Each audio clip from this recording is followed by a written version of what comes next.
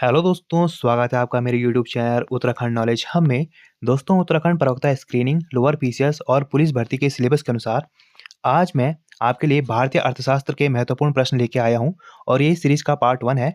और ये जो प्रश्न है, ये पिछली परीक्षाओं में पूछे गए हैं और ये परीक्षा की दृष्टि से अत्यंत महत्वपूर्ण प्रश्न है, जो कि उत्तराखंड की सभी सरकारी परीक्षाओं व सभी केंद्रीय सरकारी परीक्षाओं हेतु समान रूप से उपयोगी हैं। तो चलिए दोस्तों, आज का टॉपिक शुरू करते हैं। तो भारतीय अर्थशास्त्र के महत्वपूर्ण प्रश्नों में तो इसमें पहला प्रश्न है, अर्थशास्त्र का जनक किसे कहा जाता है? तो अर्थशास्त्र का जनक एडम स्मिथ को कहा जाता है। अगला प्रश्न है, अर्थव्यवस्था की छोटी आर्थिक इकाइयों का अध्ययन अर्थशास्त्र की किस शाखा के अंतर्गत किया जाता है? तो यह है व्यष्टि अर्थशास्त्र में जो है अर्थशास्त्र की छोटी आर्थिक इकाइयों का अध्ययन किया जाता है। अगला प्रश्न है, भारत की अर्थव्यवस्था किस प्रकार की है? तो भारत की अर्थव्यवस्था है दोस्तों, वो मिश्रित अर्थव्यवस्था है। अगला प्रश्न है दोस्तों, अर्थशास्त्र के क्षेत्र में प्रथम नोबेल पुरस्कार किस वर्ष प्रदान किया गया था? तो यह किया गया था 1969 में। अगला प्रश्न है, अर्थशास्त्र में नोबेल पुरस्कार प्राप्त करने वाले भारतीय मूल के प्रथम व्यक्ति कौन थे? तो ये थे अमर्त्य सेन। अगला प्रश्न है, हस्तक्षेप के सिद्धांत का प्रतिपादन किसने किया था? तो यह किया था एडम स्मिथ ने। अगला प्रश्न है, गांधीवादी अर्थव्यवस्था किस सिद्धांत पर आधारित है? तो यह है न्यास के सिद्धांत पर।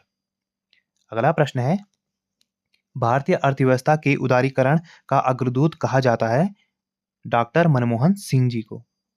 अगला प्रश्न है, किसी भी देश के लिए आर्थिक समृद्धि का सबसे उपयुक्त मापदंड किसे माना जाता है?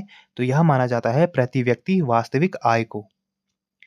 अगला प्रश्न है, किस पंचवर्षीय योजना में आर्थिक विकास की दर सबसे कम रही? तो वो थी तीसरी पंचवर्षीय योजना। अगला प्रश्न है, सकल घरेलू उत्पादन में परिवर्तन की दर क्या कहलाती है? तो यह कहलाती है आर्थिक विकास दर। अगला प्रश्न है, संयुक्त राष्ट्र मानव विकास सूचकांक किसके द्वारा विकसित किया गया था? तो यह विकसित किया गया था महबूब उल हक द्वारा। अगला प्रश्न है, राष्ट्रीय आय लेखा प्रणाली का जन्मदाता किसे कहा जाता है? तो ये कहा जाता है साइमन कुजनेट्स को। अगला प्रश्न है, भारत में राष्ट्रीय आय समंकों का आकलन किसके द्वारा किया जाता है? तो यह किया जाता है केंद्रीय सांख्यिकी संगठन द्वारा। अगला प्रश्न है, भारत में आर्थिक नियोजन की पृष्ठभूमि किसने तैयार की थी? तो ये तैयार की थी सर एम विश्वेश्वरैया ने। अगला प्रश्न है, राष्ट्रीय योजना समिति का गठन किसके द्वारा किया गया था? तो यह किया गया था सुभाष चंद्र बोस के द्वारा। अगला प्रश्न है, राष्ट्रीय विकास समिति का अध्यक्ष कौन होता है? तो यह होता है भारत का प्रधानमंत्री। अगला प्रश्न है, राष्ट्रीय विकास परिषद का गठन कब हुआ था? तो यह हुआ था 6 अगस्त 1952 को। अगला प्रश्न है, प्रथम पंचवर्षीय योजना की मुख्य प्राथमिकता क्या थी? तो यह थी कृषि का विकास करना। अगला प्रश्न है, भारत में आर्थिक नियोजन की वास्तविक शुरुआत द्वितीय पंचवर्षीय योजना से हुई थी। इस योजना का वास्तुकार किसे माना जाता है? तो इस योजना का वास्तुकार जो माना जाता है वो है पीसी महालनोबिस को। अगला प्रश्न है, चतुर्थ पंचवर्षीय योजना किस मॉडल पर आधारित थी? तो ये थी डी.आर. गाडगिल मॉडल पर। अगला प्रश्न है, भारत में स्वपोषित विकास की संकल्पना सर्वप्रथम किस पंचवर्षीय योजना में अपनाई गई थी? तो यह थी चतुर्थ पंचवर्षीय योजना में। अगला प्रश्न है, निर्धारित अवधि से 1 वर्ष पूर्व ही समाप्त होने वाली पंचवर्षीय योजना कौन सी थी? तो वो थी 5वीं पंचवर्षीय योजना।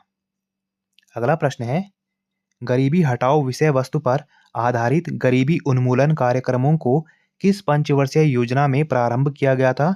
तो यह किया गया था 5वीं पंचवर्षीय योजना में। अगला प्रश्न है, छठी पंचवर्षीय योजना किस मॉडल पर आधारित थी? तो जो छठी पंचवर्षीय योजना है वो आगत निर्गत मॉडल पर आधारित थी। अगला प्रश्न है, भारत में अनवरत योजना किस अवधि में प्रभावी हुई थी? तो यह वर्ष 1978 से 80 के बीच में प्रभावी हुई थी।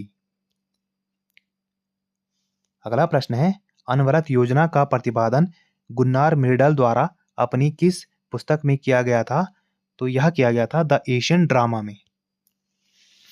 अगला प्रश्न है, भारत में आर्थिक नियोजन की अवधि के दौरान कितनी बार योजना अवकाश लाया गया था? तो यह लाया गया था 3 बार। अगला प्रश्न है, सर्व शिक्षा अभियान की शुरुआत किस पंचवर्षीय योजना के आरंभिक वर्षों में हुई थी? तो यह हुई थी 10वीं पंचवर्षीय योजना में। अगला प्रश्न है, 11वीं पंचवर्षीय योजना का उद्देश्य क्या था? तो यह था तीव्रतर एवं समावेशी विकास। अंतिम प्रश्न है, भारत में सर्वप्रथम कागजी मुद्रा की शुरुआत किस वर्ष की गई थी? तो यह की गई थी वर्ष 1862 में। तो दोस्तों, आज हमने भारतीय अर्थव्यवस्था के महत्वपूर्ण प्रश्नों को जाना, जो कि परीक्षा की दृष्टि से अत्यंत महत्वपूर्ण है। और ऐसे ही ज्ञानवर्धक वीडियोस के लिए आप मेरे चैनल को लाइक कीजिए, कमेंट कीजिए, शेयर कीजिए और सब्सक्राइब कीजिए और मुझे इंस्टाग्राम पे फॉलो कीजिए। और इस वीडियो की पीडीएफ के लिए आप मुझे मेरे टेलीग्राम पर ज्वाइन कीजिए और इस वीडियो को ज़्यादा से ज़्यादा अपने फ्रेंड्स के साथ शेयर कीजिए और मेरे चैनल को सब्सक्राइब कीजिए। Thank you.